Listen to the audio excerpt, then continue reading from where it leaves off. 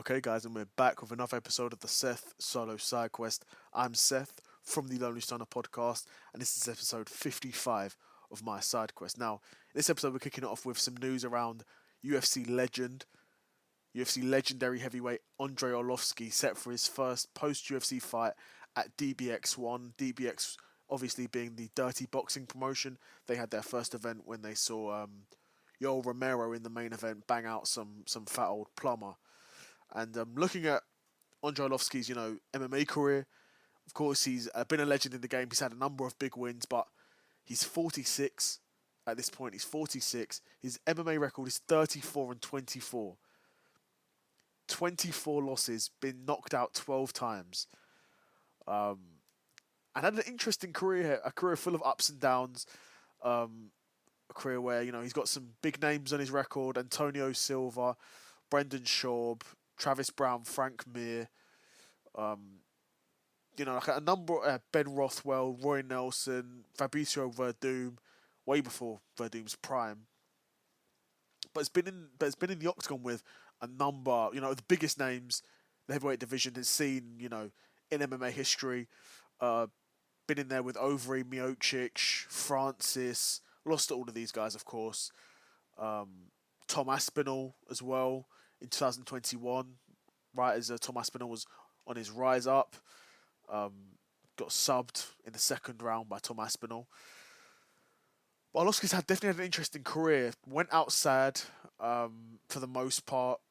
Did have a bit of a career resurgence around the time he fought Tom Aspinall, who's coming off 2 back-to-back wins, unanimous decision wins when he fought Aspinall, then got stopped. He then went on a 4-fight win streak, no finishes, 2 unanimous decisions and 2 split decisions over guys who are largely nobodies. Chase Sherman, Jake Collier, these are nobodies, and he's just about beating them in decisions.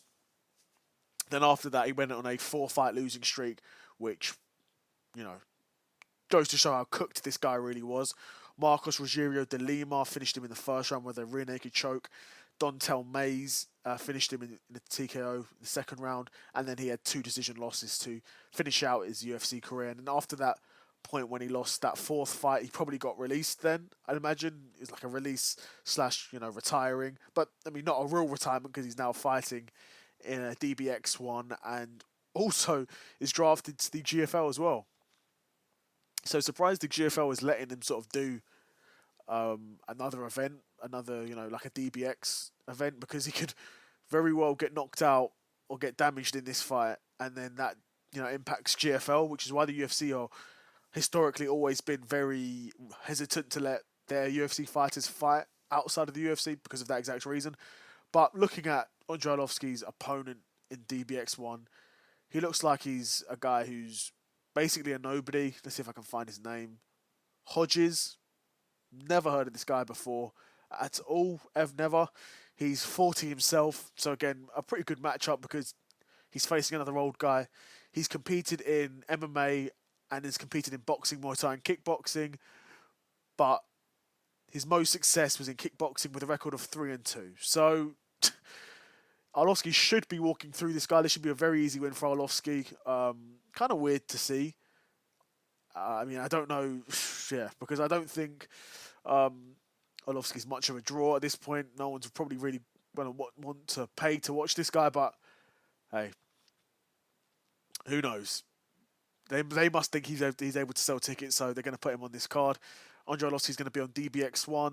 Who's going to be the headliner for that card? It's going to be Yoel Romero v. Ras Hilton. Never heard of him. Obviously, I've heard of Yoel Romero. I imagine it'll probably be easy wins for both of these guys. Like I said, Arlovski's been drafted to the GFL team Los Angeles to continue his MMA career. But this DBX1 fight is going to be in 4-ounce gloves. It's a rule set that allows elbows and then, sort of situational ground and pounds to finish off a fight. To be fair, in terms of DBX, I don't actually mind the rule set. I find it quite interesting, actually, and enjoy that even now, at this point in MMA, where MMA is still, of course, relatively new, but it's been around for a long time as well. Loads of MMA events and fights have happened, so it's still really cool to see that they're still finding new ways to sort of expand the sport, try new things, try different rule sets, different type of events, more places for these guys to earn money. Of course, at this point in their career, Andrei Arlovski, like I said, how old is he? He's 46. He's far too old to still be getting hit in the head for a living. But unfortunately, this is the situation many fighters find themselves in. And even Arlovski, who's been in the UFC for a very long time, main evented cards, probably got a number of really great paydays, but is still fighting. I mean, I guess at this point for a guy like Arlovski, he's probably not fighting for the money anymore. He's probably fighting, for the love of it and because he just loves, training and competing.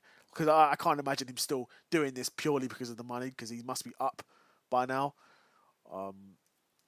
But yeah, I imagine this will be a pretty routine win for Arlovski, unless he can get clipped by this Hodges guy. But I've never heard of him before, so I'm just gonna assume Arlovski's gonna win this fight. Same way we saw Yoel Romero when he fought against that other guy in dirty boxing. Yoel Romero just walked through that guy, and I don't blame that guy, because I would not want to be getting hit in the face by a heavyweight Yoel Romero. I could think of better ways to spend my Saturday night than being punched in the face by that guy. But yeah, Arlovski's back, so let's see what he's got. And that's another episode of the Sidequest in the bag, episode 55. Hope you guys enjoyed it, and I'm out. Peace.